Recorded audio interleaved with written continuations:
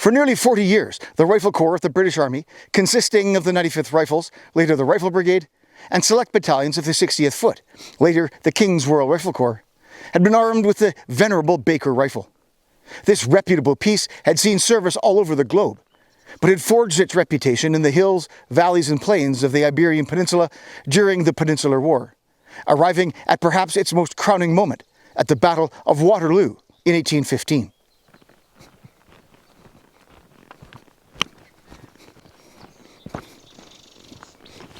It served on into the 1820s and 30s, but by that latter decade, new innovations in weapons design were emerging, and it was decided to replace the flintlock Baker rifle with an example featuring the new percussion system of priming. This, among other considerations, would lead to the adoption of perhaps the most maligned, yet misunderstood service rifle ever to be issued to British and Empire forces. Officially known as Lovell's Improved Brunswick Pattern Rifle, history would simply remember it as the Brunswick.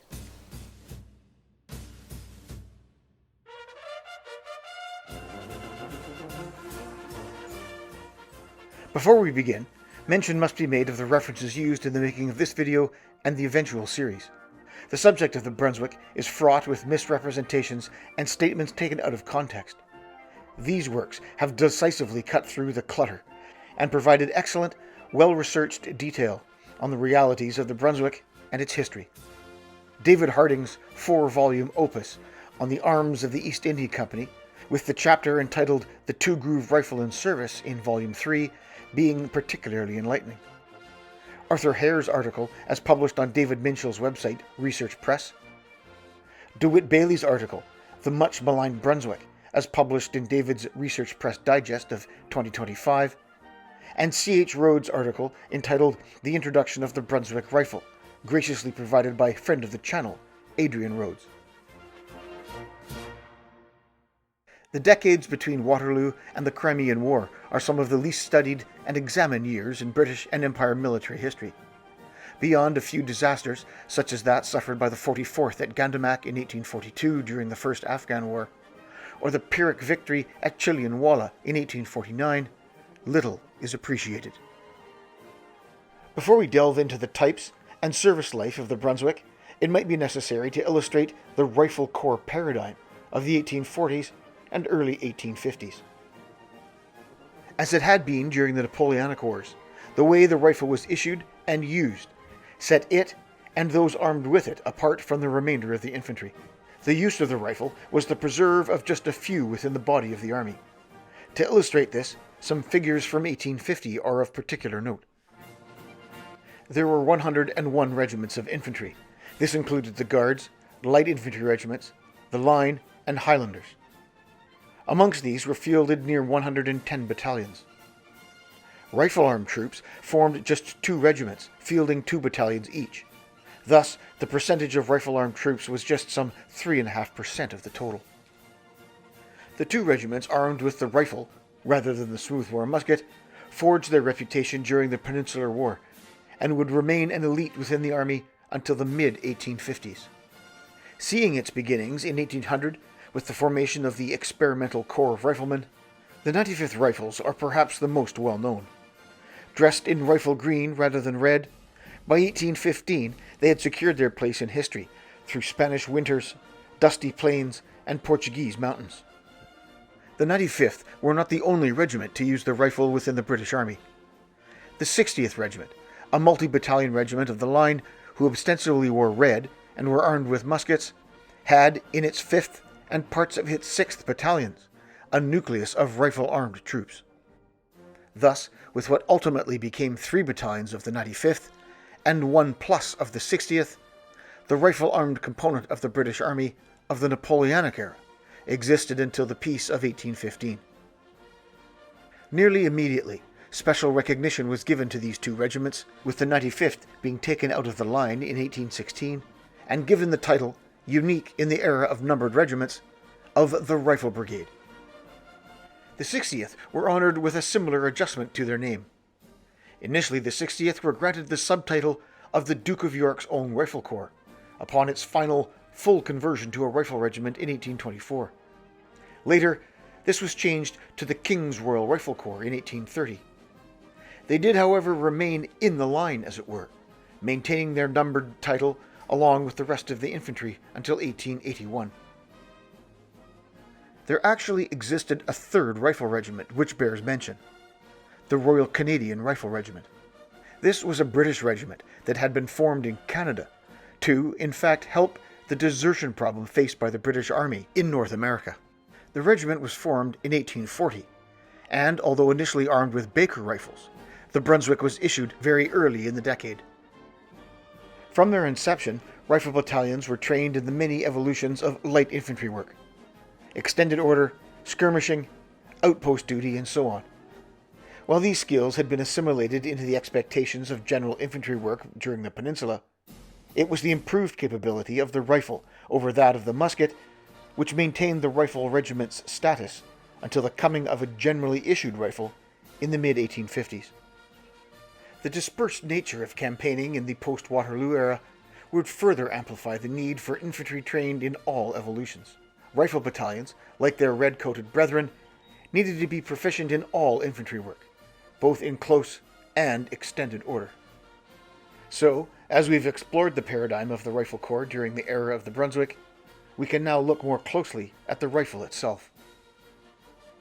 This era saw the ascendancy of one George Lovell. He had been a storekeeper at the Enfield factory since 1816, and had gained a considerable body of knowledge regarding the arms of the era, in particular the relatively specialized genre of rifled arms. He was also an early proponent of the emerging technology of percussion ignition over the time-honored flintlock. He would leave his mark on history by overseeing the adoption of the new generation of small arms, ushering in the percussion era, as well as many other features and characteristics commonly found in what became a whole suite of arms, which were either designed by him or showed his hallmarks. This, of course, included the Brunswick. The trigger that began the development of the Brunswick was one of logistics. Simply put, the number of Baker rifles held in store was becoming depleted. This brought about the first serious examination of the details that would eventually be included on the new rifle. The two main inclusions of this intent were to arrive at a superior form of ignition than that of the flintlock, and to improve the accuracy of the rifle beyond the 200-yard range of the Baker. By 1835, with the order to find a replacement for the Baker, George Lovell had been tinkering with percussion lock designs from the early 1830s, and his preference was for a new and high-quality example using percussion caps, as other designs, such as pellet or tube percussion systems, were found wanting for military service. The other feature that he thought superior was to have a different arrangement of mainspring. This was known as the back-action lock. This placed the mainspring behind the tumbler, and stood in contrast to a conventional lock which placed the mainspring in front of the tumbler. It appears that this choice was actually made somewhat necessarily by, in fact, the main feature of Lovell's design. This initial offering was one that featured the cock or hammer actually on the inside of the lock plate. This detail was not approved for various reasons, cost being one. But Lovell persevered, and in moving the cock to the outside of the lock plate, appeased the powers that be enough for it to be included in the initial pattern of Brunswick rifle, though by the discontinuation of the internal cock, the back action was somewhat redundant, the inherent high quality of the lock notwithstanding. Lovell's initial design of a Baker rifle replacement featured a barrel with 11 rounded grooves making a 3/4 turn in its 30-inch length. This and other rifling schemes were set against the Baker's 30-inch service barrel with its 7-groove 1/4 turn rifling.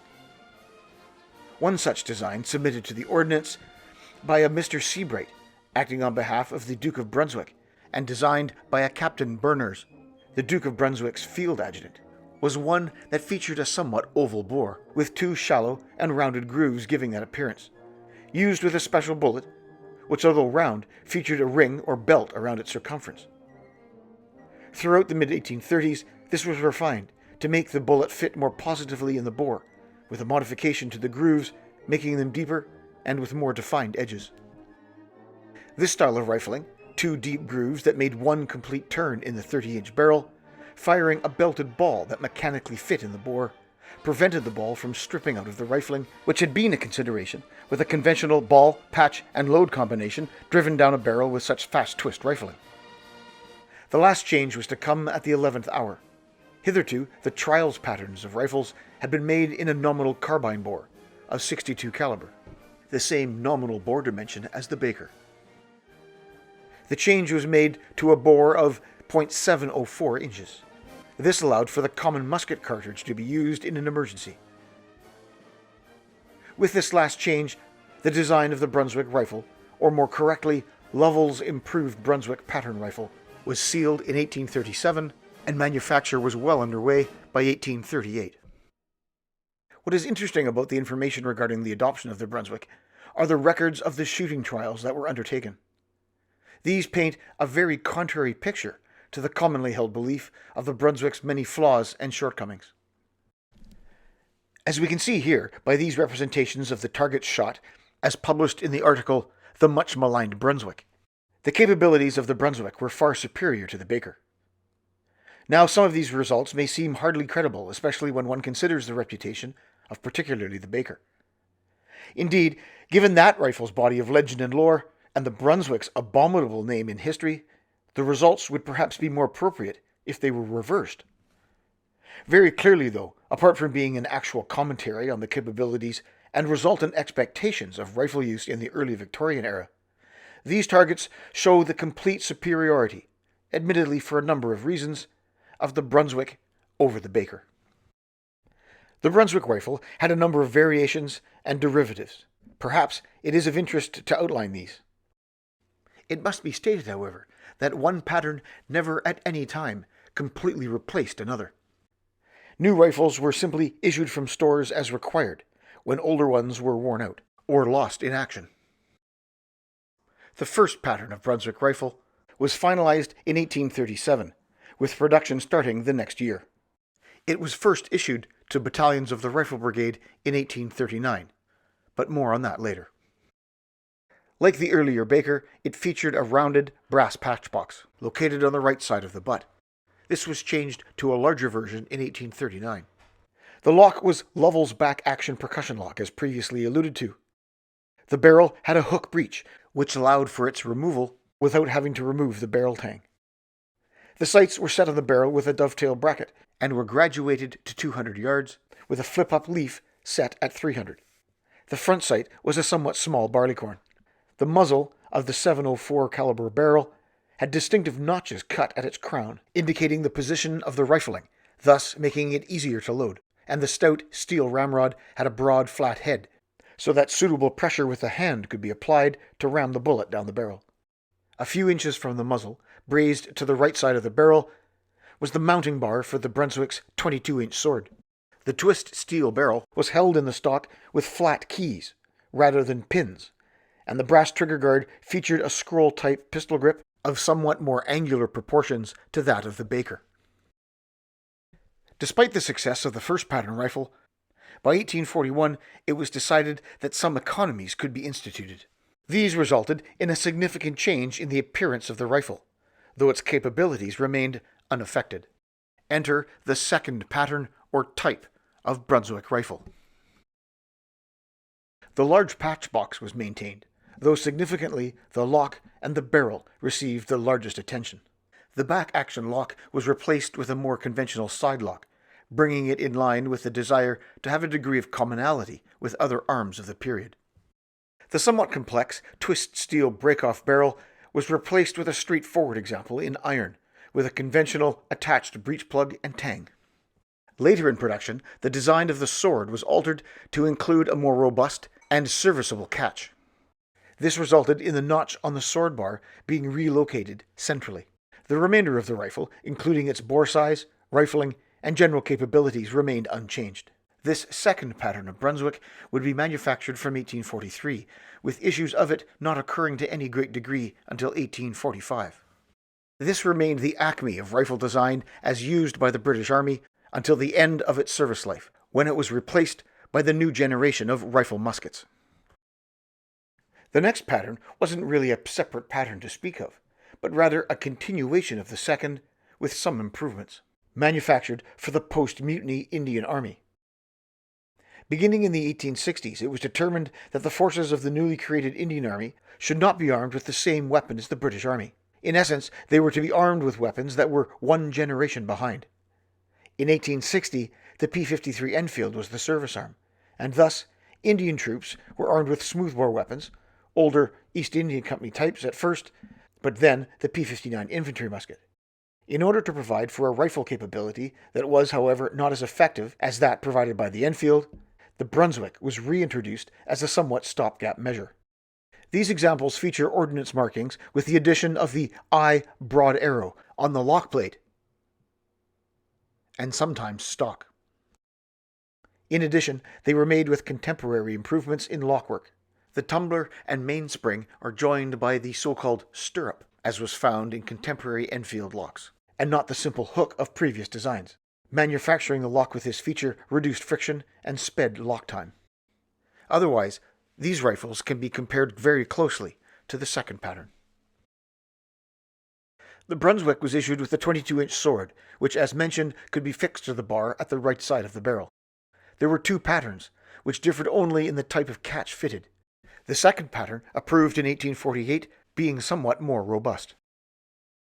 The sword bar was set back from the muzzle to help alleviate damage to the sword on firing by positioning the hilt fully behind the crown. This had apparently been an issue with the Baker sword hilt being positioned forward of the muzzle.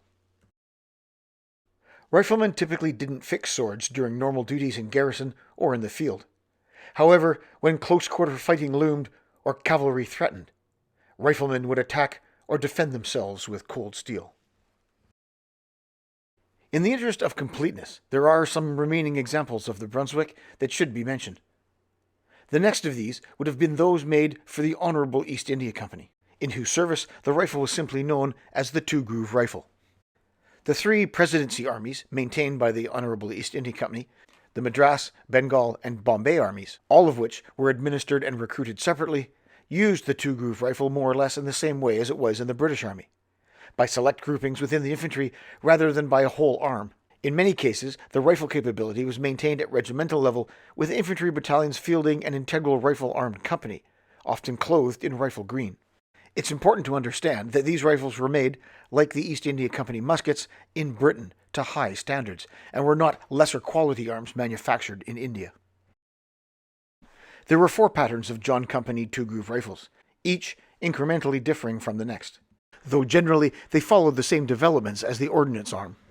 Perhaps the distinguishing feature is the company's rampant lion on the lock plate, indicating that it was made for their armies, and not the ordnance arm used in the British rifle regiments, though there were examples of company two-groove rifles being issued to them to make up deficiencies.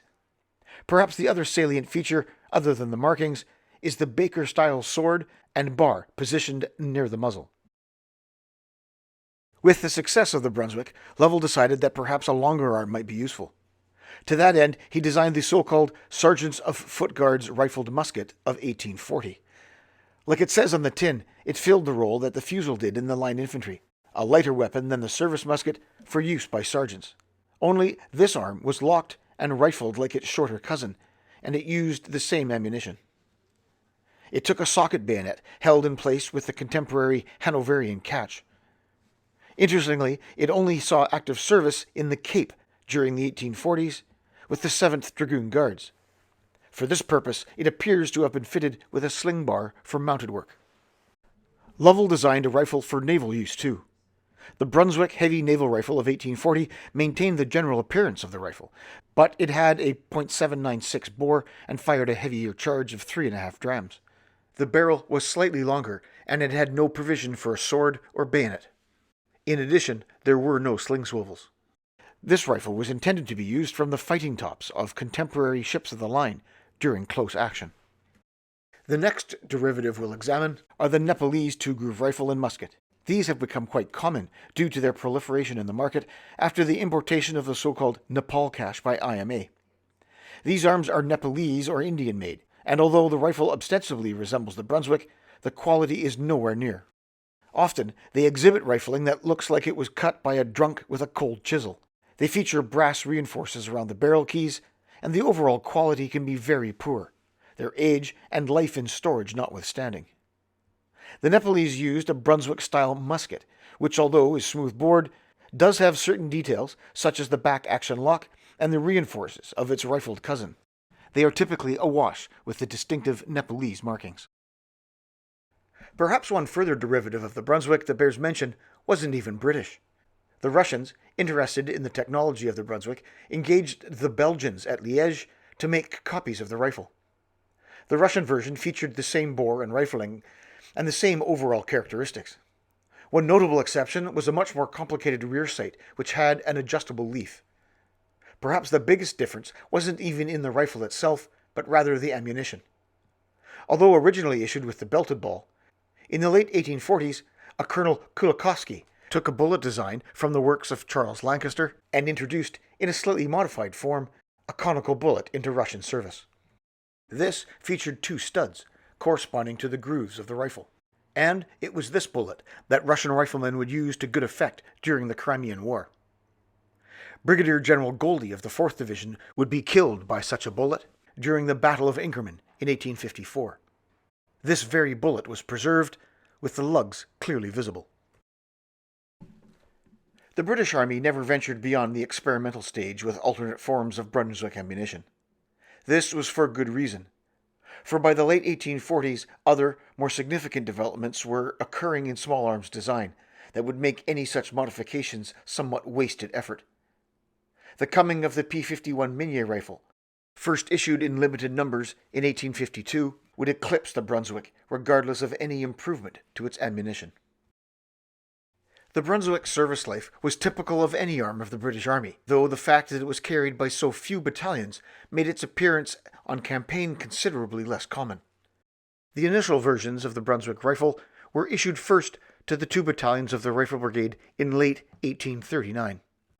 The 2 battalions of the 60th received theirs respectively in 1841 and 1843. In all cases, this new Brunswick rifle replaced the tired Baker rifles then still in service. Though the specific details are not available to me at the time of publishing, we can also assume that the Royal Canadian Rifle Regiment received their Brunswicks sometime in the early 1840s. As one would expect, home service, that in the United Kingdom, which included Ireland, was a major part of the Army's role. While on home service, the Army wore its complete uniform. In the Rifle Corps, this meant a coatee, a short jacket with tails, and trousers in rifle green, and a broad-topped, later cylindrical Albert pattern shako. The Rifle Brigade wore black facings, while the 60th wore red. Peculiar to both was the use of the ball bag, or expense pouch, worn at the front of the belt for a more ready supply of ammunition. The rifle was fitted with a black leather sling, which matched the color of the remainder of the rifleman's kit. Another important aspect to the Brunswick on home service was its use by the militia of the 1850s, a precursor organization to the volunteer movement of the 1860s. Appropriate for Brunswick armed militia units, such troops were clothed in the rifle tradition, and were found from the Channel Islands to the north of Scotland. By the end of the 1850s, and the true flowering of the volunteer movement, however, the Brunswick, even in this second-line role, had been eclipsed by the Enfield. One example of the Brunswick on foreign service was in the Cape during the 1840s and 1850s. There, as competing interests collided, both regular regiments served in the various campaigns and expeditions that made up the 7th and 8th Cape Frontier Wars, fighting both the Xhosa and the Boer. Interestingly, the 7th Dragoon Guards, a regular cavalry regiment, were employed in dismounted action in the 1840s. There, they were issued the aforementioned rifle musket for sergeants of foot guards of 1840, the only time this arm was used on active service. Perhaps the most active foreign service seen by the Brunswick was that in India.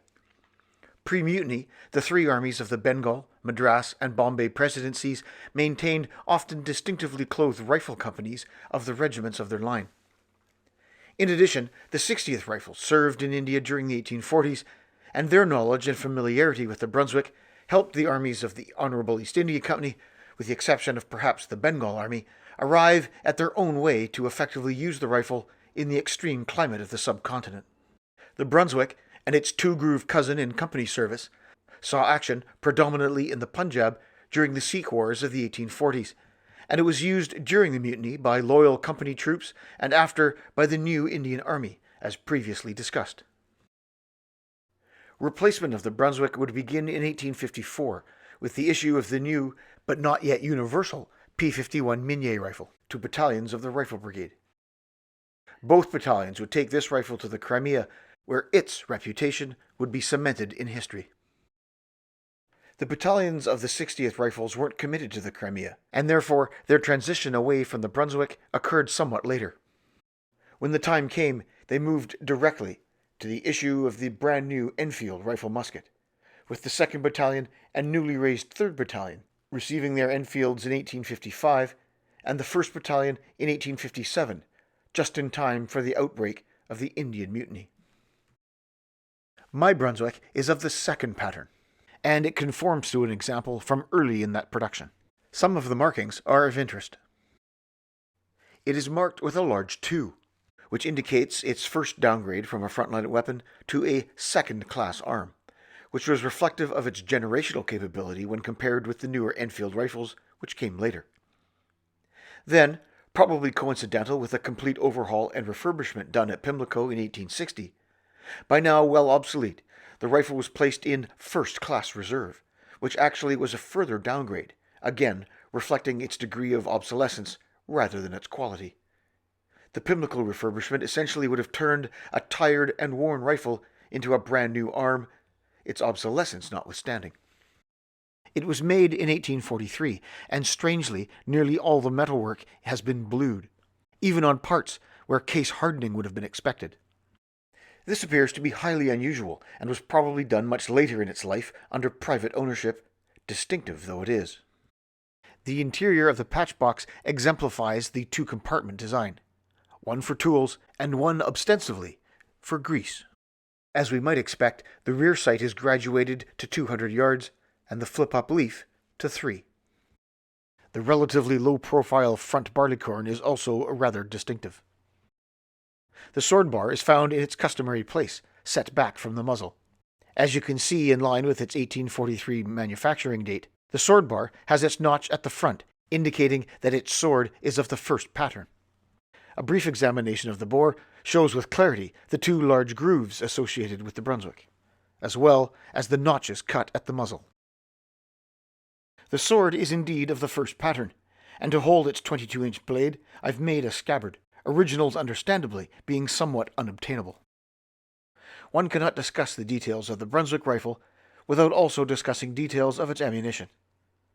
Baker ammunition had, during the Napoleonic Wars, nearly exclusively been made in cartridges, with both patched and unpatched balls. As the system behind the Brunswick matured into production and issue, its ammunition too settled into a specific construct. First, the powder charge and ball would remain intentionally separate. The powder, ultimately 2.5 grams of rifle powder, was wrapped in a simple blank cartridge made with green paper. While the powder cartridge was perhaps relatively straightforward, the bullet used with the Brunswick was not. Bearing in mind this was still very much an era of round-ball military ammunition for all weapons. That for the Brunswick featured a belt around its circumference. This raised portion interfaced closely with the 2 grooves in the bore, making a mechanical fit. This resisted stripping out of the comparatively steep 1 30-inch twist rifling. The bullet was wrapped in a patch that was tied off, completely covering the bullet.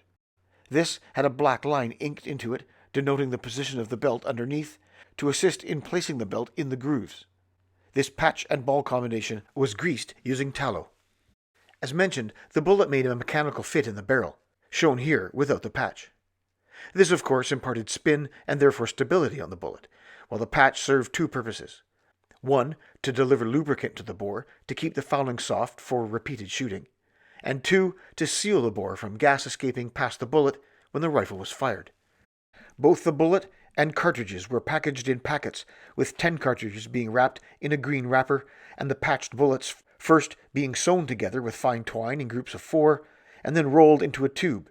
3 such tubes were then wrapped in a brown wrapper. I have made some initial reproductions shown here.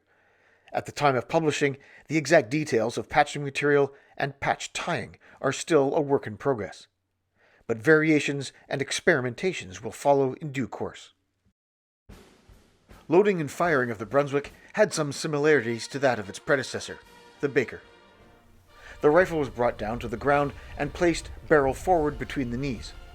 A blank cartridge was withdrawn from the ball bag along with a patched ball, the latter omitted here for clarity, and opened with the teeth. The powder was then poured down the barrel and the paper discarded. Although officially taken from the pouch along with the cartridge, a pre-patched ball was then placed in the muzzle using the notches and the black line on the patch to align the belt with the rifling. As seen here, the alignment of belt and rifling could be somewhat tricky, and admittedly, the lubrication on this particular bullet had become somewhat tacky through age. The ball was rammed using both hands to overcome the resistance of the patched ball in the bore, which was the reason for holding the rifle between the legs in the first place. The ramrod returned, the rifle was primed with a cap from the cap pouch, located inside the ball bag. The ball bag for use with the Brunswick was the first of its kind, as the Brunswick was the first percussion weapon used by the British Army. Brought to the full cock, the rifle was aimed and fired when the target was covered.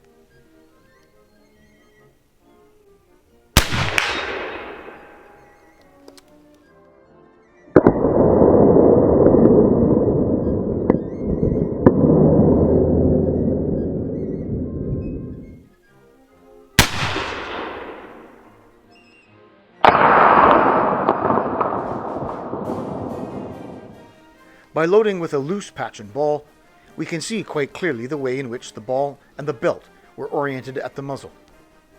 Incidentally, it was this method that was adopted by the Army of the Madras Presidency and used throughout the Brunswicks, or rather the two-groove rifles service in that presidency.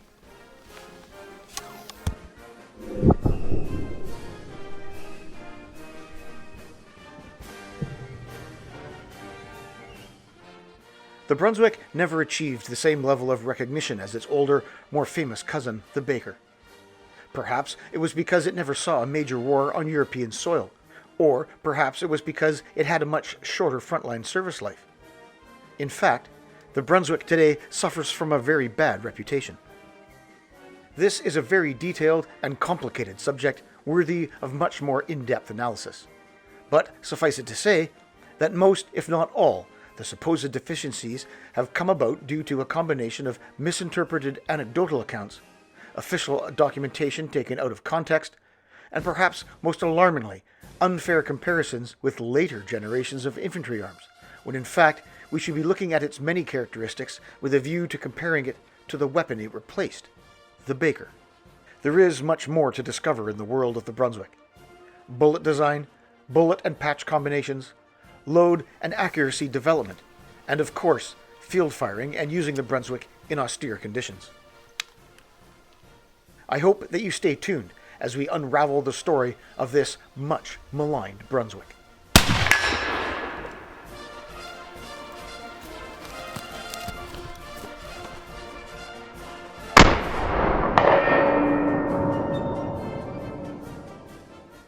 Many thanks must be extended to friend of the channel Adrian, an enthusiastic living historian, collector, and author, who kindly provided one of the references used for this video and much sound counsel during production.